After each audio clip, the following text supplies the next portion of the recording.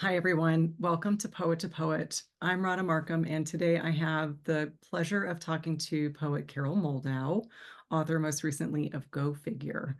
Before I introduce you to Carol, I'd like to invite you to become a subscriber of the Poet newsletter on Substack if you aren't already. Just go to poet2poet.substack.com and subscribe for free. In it, you'll find interviews like this one, plus helpful ideas on writing and publishing books of poetry. So again, today I'm thrilled to introduce you to Carol Moldaw. Carol is the author of Go Figure, as well as 6 previous books of poetry, including Beauty Refracted and So Late, So Soon, New and Selected Poems. She is also the author of a novella, The Widening, and she has received a Merwin Conservancy Artists Residency, a National Endowment for the Arts Creative Writing Fellowship, a Lannan Foundation Residency Fellowship, and a Pushcart Prize. Her poems, essays, reviews, and reviews have appeared widely in such journals as the American Poetry Review, the Georgia Review, the New York Review of Books, the New Yorker Poetry, and the Yale Review. Along with Turkish, her poems have been translated into Chinese, Italian, Portuguese, and Spanish. A volume of her selected poems translated into Chinese is forthcoming in 2025, and she lives in Santa Fe, New Mexico. So Carol, welcome to Poet. Thank you so much, Radha. It's a pleasure to be here and to have a chance to talk with you. So we had a chance to talk a little bit about the book before we jumped on this interview. And I'm curious about this theme that runs through the book that I noticed immediately when I opened up to some of these poems. And that's the theme of seeing what we see in the world, how the world strikes us, and also this notion of being seen. So being a someone who is perceived by others. Talk to us a little bit about those themes and what was arising in that work. Well, I think it started organically, and it also started from me thinking about how I look at art and how I look at art that portrays women, and then the combination of looking and then creating. And I'm somebody who doesn't really understand how I'm seen. And so that's an interest, when I realized that was almost a blind spot for me, I started thinking about it. But really, it's the complexity that drew me in, of being an artist and also being somebody who's been in other people's work, as a figure. And it strikes me as a very complicated, intricate, and important question, how we see in particular and how we create from what we see, but then also how we're perceived in the world. So I guess you could call it one of my maybe obsessions, but it came to consciousness in a different way in this book. Mm-hmm. So some of those poems that explore this are ekphrastic works. Mm-hmm. Talk to us a little bit about those particular moments of perceiving that artwork and how that leads to a poem. Well, the first thing I think I'll say, it's not actually in the poem. Well, it's referred to in one of the poems, is I came across a quote from Modigliani, and I actually don't know where it's from. It was on an index card in a Stanford Art Museum a show of his work, of drawings, I think. And the paraphrase, I have it somewhere, but I didn't get it, is with one eye, we're always looking inward, and with one eye, we're always looking out. Mm. And that actually was that, and another quote from that show about art being resisting obligations. Those were 2 kind of through lines for me. So one of the poems that came out of looking at art is Painter and Model 1. And what was really fascinating to me about that, the painter is Lucian Freud, and the model in the painting is a painter, Celia Paul, who actually is the mother of one of his many children. But she's an extraordinary painter. And so it fascinated me, to think of this painter being in a different being a modeling as a painter in somebody else's painting. And then she also wrote about it. She's an exquisite writer, and she has two memoirs. One is called Self-Portrait, and she writes about the experience. And so that just sort of got me going. So that's one of the poems that, and then I guess another, and I think these are the first two poems I'll read. I started to think about how when I've been, because I'm married to a poet, and I was previously married to a different poet, and how I don't always feel any meaning in my appearance in those poems. I don't necessarily feel, I mean, I might feel the emotion behind it, but I don't feel portrayed necessarily. Mm. And so there's a disconnect. Hmm. And I thought, well, that's because I'm a poet, and it's my self-portrayal that's most meaningful to me. Right, right. Yeah. Yeah, that's so fascinating. Well, would you like to read those two Sure. poems? I'll read On Being Mused Upon first. Reading his poems, you recognize yourself in intermittent, isolated images. Your scent, your nape, your hair, an arrangement of flowers you once placed at the center of a long table. It adds to evidence that you are being seen, which is not, you hope, the same as being watched, a thing you don't want. Still, you wonder whether the piecemeal you and she resemble at all your version of who you are.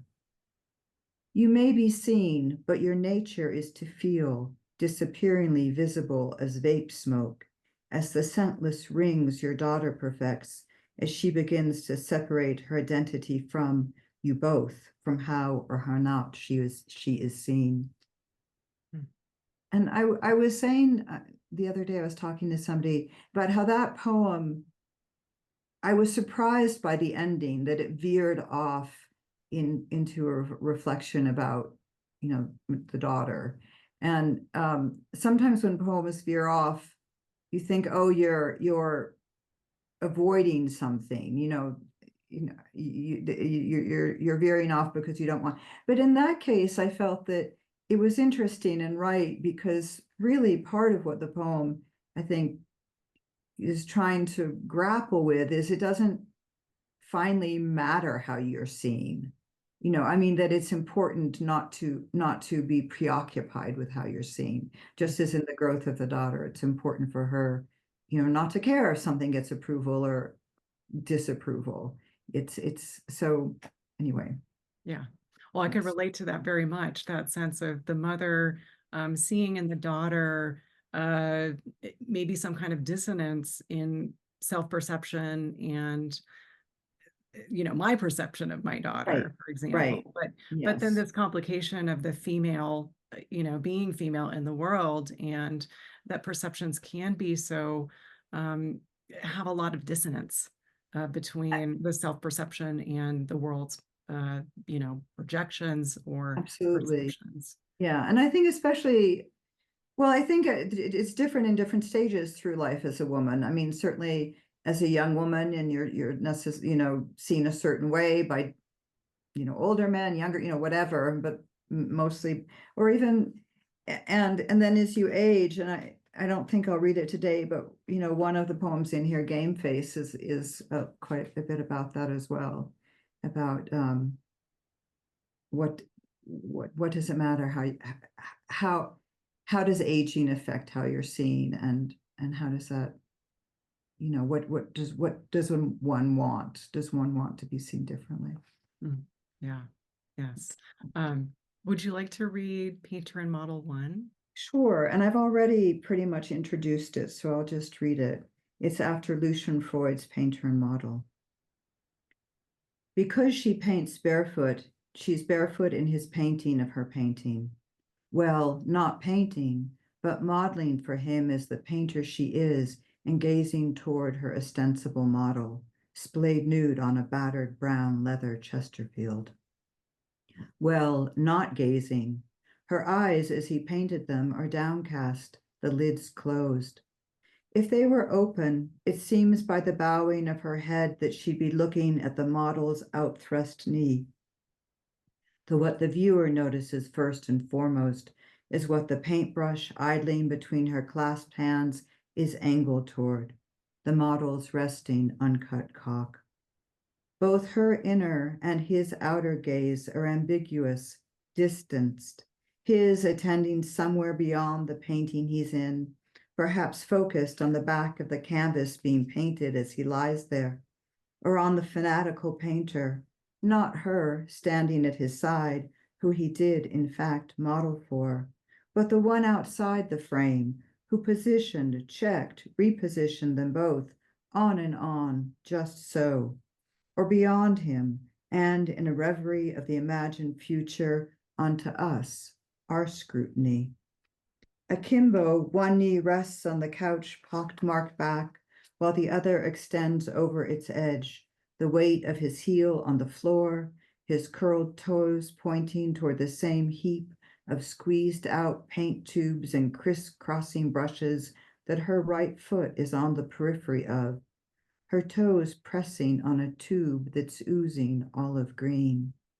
To me, this, a bottom left center tangent made by the intersection of lines each set of toes invisibly extends, is the painting's not so secret heart.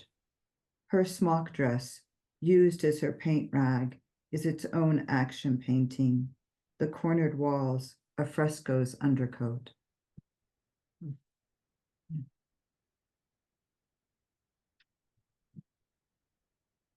The complexity that you mentioned earlier really comes through in that work, which on the surface seems about, this subject object relationship, and yet there's a sense in which the inner and the outer are inseparable, can't be unblended, right? And the past, future, present moment, those also seem to be all, in present in the poem as in this painting. Um, so that tension, right? So and earlier we talked a little bit about, or you mentioned in a reading that you gave recently, that there's this sense that poetry arises from a Mhm. combination of deep attention, so looking, and its opposite, or its seeming opposite, which is a lack of attention or a lack of looking. Can you talk a little bit about that? Sure. Well, I think what I was referring to was attention and inattention. And I was, but before I get to that, I just want to say that, that complexity, we say, well, what is a poem about? And I say, oh, it's about, painter and muse, poet and muse. But it's, it's about so many things, every detail in a poem creates its complexity. And when I read, I just want to say that when I read Painter Model and I get to towards the end where I'm talking about the sort of invisible line, the lines of perspective that the feet make, and I always feel like, oh, am I going to lose listeners there? I mean, I think readers can follow it, but it seems so important to me because it's about perspective and the intersecting lines. And I think so much of poetry is about being able to see things from complex perspectives at the same time. And when I was putting the book together, I was quite startled to see a close phrase in two very different poems. And one is in the poem Lessons, which is just about ways I was brought up as a girl and towards men. And that has inattentiveness and inattentiveness and inattention assume the same wrapped mask. And then later, much later, and these poems were written years apart, and I was unaware of the similarity when I was writing about Merwin's work and First Days at the Conservancy. I said that his poems, I was referring to, poems grown from syllable seeds and a custom mix of attention and inattention. And it fascinated me when I saw that the thing I was criticizing, how I was brought up to sort of also is the seed of creativity. And I think, to write or to create anything, you have to have an attentiveness. You have to be looking outward. You have to have intention. But at the same time, you have to have room for creativity to come in, and that room comes from inattention. And I don't think one without the other really works that well. I mean, certainly just inattention doesn't, give us much at all. But if it's all attention, then there's no room for the unconscious, the subconscious processes, and the kind of metaphoric weaving that poetry, can do so beautifully. A similar thing came up recently. Somebody was talking about will, creating from will. And I said, well, it's not all will, but there has to be willingness. And I think that's a similar, play on words that's also a, a play on states of mind that are both important. I think willingness is more important than will in some ways. And I'd say inattention and attention are both important To together. go back to the first poem you read with the daughter, where the daughter comes in, do you feel like that's a moment where we're sort of less willful, Yeah. like I don't think of that as an inattentive moment, but maybe there's a way in which the mind slips a little bit from the original track. Yeah, and I think I do, and as I say that, it surprised me, and I think, one of the wonderful things in poetry, both as a writer and a reader, are the well, I said one, but the surprises, plural, that a poem brings. And I think those surprises often come from the uh letting giving the mind space and just sort of seeing what comes without being so directive. Yeah. Yes. Yeah. I'm just as the end of Painter Model, when I'm really not focused on the models at all, but on the qualities of painting. I mean, that poem of Lucian Freud is quite extraordinary. So yeah. So I wondered if I might ask you about the title of the book and Mm. how you arrived at that and what you think it means for you and what you hope readers take from Mhm. that title. I have to say, most people, when I tell them the title, smile and laugh, which has made me so happy. Um, for me, it came from the title poem, and I think I'll be reading it later. And there was a way when I wrote that poem, I kind of held up my hands to myself and said, well, whatever, go figure. I mean, and then I realized, well, that's a good title for it. And I like the title because on the one hand, it has that sense of figure it out for yourself, or you make sense of this, and almost an exasperation. But I think poems should let readers draw their own conclusions. It's sort of like, well, I have a year of law school, and then it's like presenting a case, and then you draw your own conclusion. You state the facts, sort of, whether the facts are emotional or spiritual or physical or whatever they are. But also there is a lot of figuration in this book. I mean, as you mentioned, there's acrostic poems, and figuration, description, um, are quite important to me as a poet. So I like the idea that, well, I like that it has more meaning than one, but that one is very literal about referring to figure and figuration, and the other is a kind of a humorous reflection of a deep belief, Mhm. how Well, and poetry of should course, be. I hear the human form, right? The like figure drawing, right? Yes, yes, and there are a number of, I mean, there's obviously poems about myself, and there's, in this book, it was very important to me that I felt that I was approaching from my artist self, so that even though, there's poems about my mother, there are a few poems about my daughter, all the relationships that as a woman I have in the world, but I was trying to approach each of them from my artist self. Mm. And I think that that's part of what you're saying. There's a lot of humanity in the book, so a Yeah. lot of human figure. Yeah. Yeah.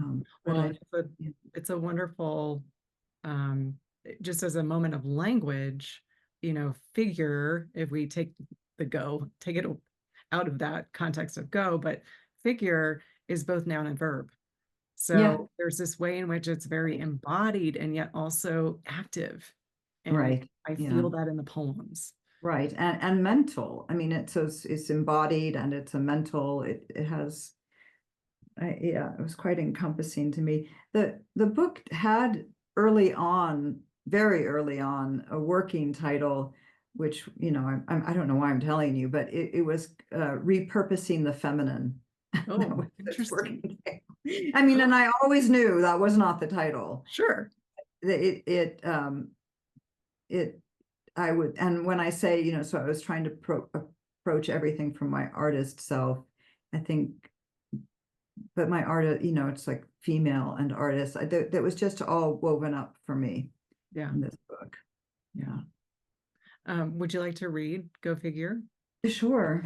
The one thing that I think makes this poem easier to know before I read it is that it starts with a description of Khajuraho, which is a Hindu temple in India that's a World Heritage Site. And the whole facade of that sandstone temple is, covered top to bottom in erotic figures. Mm. So go figure. In her and her and her I saw myself. In carved sandstone, a voluptuary, my neck coiled to face my back twisted to pinch and raise for inspection a small patch of almost out of reach skin. One foot planted, the other on toe, my toes on a narrow ledge high up the temple's facade. I'm unfazed by gaze of mason, acolyte, or tourist. And in her, also slightly coiled, rising out of the bath under a painter's gaze, I saw myself stepping over the tub's rim, sideways into the easel like a towel. You call me by the painter's name, Lautrec, a Degas. Myself in veined marble, my towel now draped like a veil, or etched in a notched crosshatch illusion of fishnets. Hewn in block and paneled in canvas, versions sketched, filmed, celluloid, digitized. Countless iterations find me poised as if alone at the mirror, examining eye, lip, brow, brush and palette in hand. The mirror goes back to grit, a sand that can't reflect but absorbs the noon sun I peer up into, as into a museum's directed and calculated light, as into a church's perpetual dusk, cinema's blackout velvet. Mm.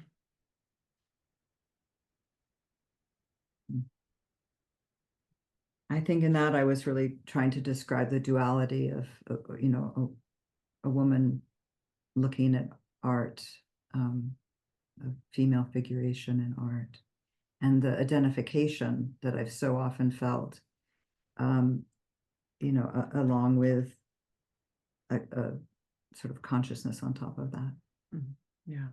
Yeah, that moment where the mirror turns to grit Mm, really strikes me. And I maybe can't fully articulate why, but I think there is this sense of something being clear and then something dissolving, and not being right. clear, right? Going back to its sort of elemental nature. Yeah. Yeah. And I think it might have been that line in that stanza that made me think of the title Go Figure. And kind of like, I knew that's what I wanted, but I couldn't, paraphrase it. Yeah. So I'm curious, I mean, the work, for you, it arises from this deep inquiry, the way you, as an artist, are looking at the world through that, as you said, specifically artistic and feminine or female lens. Once you had, enough poems for this book, or, you know, Mhm. a significant number, how did you approach that challenge of organizing the book, or thinking, do I have a book? Right. Um, this book was a little different in the sense that I had a desire immediately to write a book that wasn't in sections. I mean, from the very beginning, I somehow knew that I didn't want this book to be in sections, that I wanted there to be a kind of a flow that wasn't chronological or completely theme-based. And so, but as I started to accumulate poems, really not that many poems, I started putting them in clusters. I started looking at how they might um, speak to each other and move from one to the other.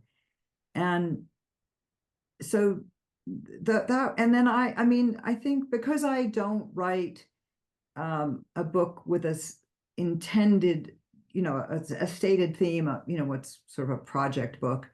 Um, Anytime I'm writing poems, I'm thinking, these will be part of a book, or hoping these will be part of a book. And of course, some poems don't make it, but so I always thought I had a book, but it's just that it wasn't very much of a book at first, and then it sort of grew. And those clusters, those initial clusters, some of them stayed and some of them didn't. I think one thing towards the end, a poet friend of mine who I showed the manuscript to, suggested that I start with visiting the river after having moved away, which really made me happy because it's a very short poem that I'm fond of. And I forget I had started with a more abstract poem. But, I decided to sort of forefront the theme of seeing and being seen and art, and how, I approached the world as a woman artist, and some of the complications of that, and then move into the past and family and, other things, and then try to come out the other end, so that with another, with meditation in the open air garage, that again brought it back to the idea of, listening to the world and perceiving the world, and as an artist. So I don't know if that's helpful, but that clustering was a major, and it was a challenge to to feel that it had a good flow, because again, I was not trying to define it completely. I was trying to see what was there. Mhm. Yeah, Yeah. if that Um, makes, yeah. would you be willing to maybe read the opening poem and Sure, meditation? sure. And I think the opening poem, you know, the idea of how memory is transformed into art, I think is one theme for me as well. Visiting the river after having moved away. The treads of my boot soles, hard pack block print ideograms in river mud. Which will outlast which? The melancholy of returning here, or the pattern made from it? So, and then, did you say you'd like me to read Meditation, the Open Air Garage? Yes, yeah, the one that you said comes back to this idea. Okay. Leaves have no choice but to articulate the wind. Aspens like zills, a glint and a tilt. The willow alone zither.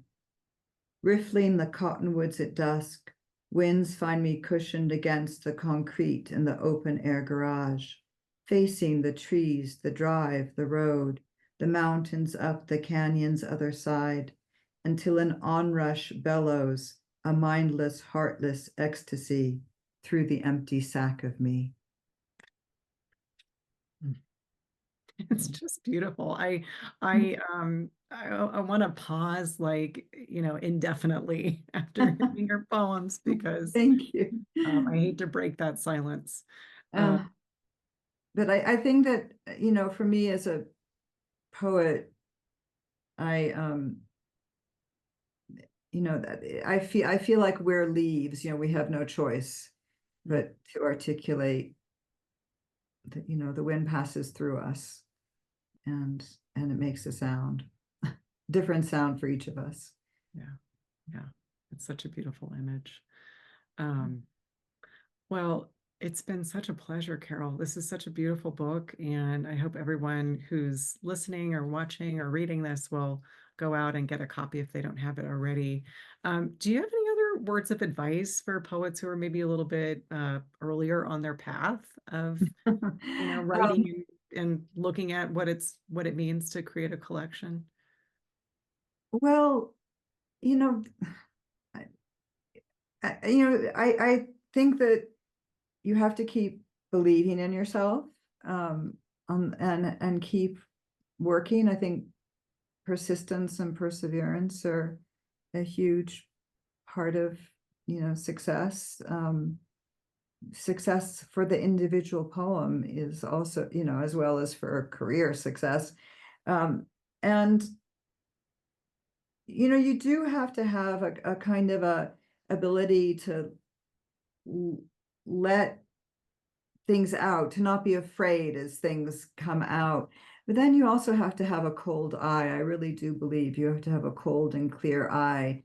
And, when you're reading your own work, your own drafts, and you're bored, you have to recognize that, if you're bored, somebody else is going to be bored, or if it's, confusing and you're only getting it because you know what you meant. I mean, you have to have a you have to have both a softness and a hardness, I Mhm. think, to be to write a good poem. Um, I don't know if that's good advice. That's advice anybody wants to hear. No, I think And to have, you have to find good readers, to know who is a good reader for you, who seems to understand where you're going, but not just, who encourages you, but also, um, maybe helps direct you, and who not to listen to, who is just coming from a different place, or isn't, in sympathy with what you're trying to do. yeah, yeah.